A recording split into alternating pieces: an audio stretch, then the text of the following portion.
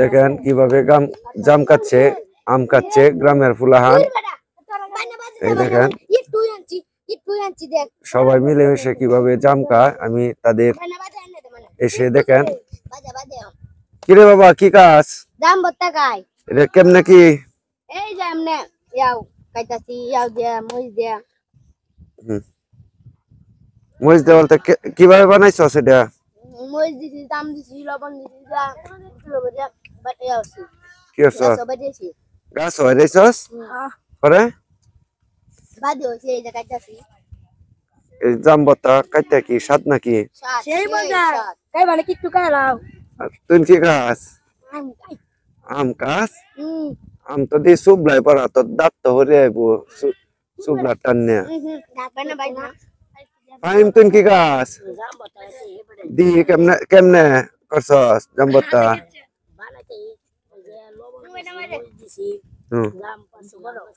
আচ্ছা, এই দেখেন কারাগারি লাগতেছে জাম ভর্তা খাওয়ার জন্য। অবস্থাটা দেখছেন জাম ভর্তা কিভাবে খায় আমাদের গ্রামের ছোট্ট ছোট্ট ফুলাহান। এই দেখেন চারটে চারটে খাইতে হয়। হ্যাঁ সেই স্বাদ তোরটা সেই মজা।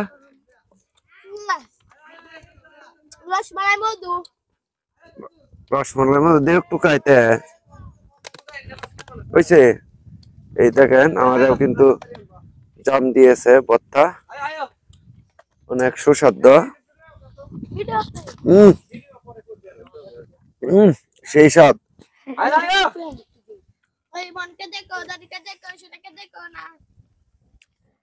দেখেন জাম কাটছে আর গান কাটছে।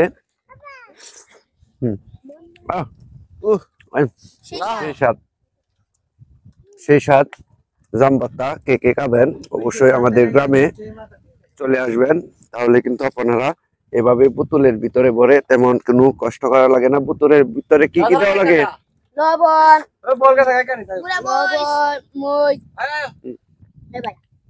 দাম দেওয়া লাগে। এত স্বাদ কেয়া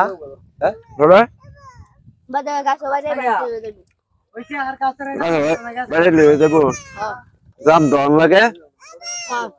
জাম দয়া পরে বোতলের ভিতরে ভরিয়া পরে কেমনে বাড়ি দে দে আছে বোতলের মুখ লাগানি লাগে লাগায় বাড়ি জাম ভর্তা হয়ে যায়। সেই স্বাদ দেখেন গ্রামের ছেলেরা জাম ভর্তা কিভাবে খাচ্ছেন, এত কেন স্বাদ। অবশ্যই যদি খেতে চান জাম ভর্তা এভাবে, তাহলে অবশ্যই চলে আসবেন গ্রামে অথবা শহরেও এইভাবে টেকনিক কাটিয়ে জাম ভর্তা করতে পারবেন। অসংখ্য ধন্যবাদ সকলকে।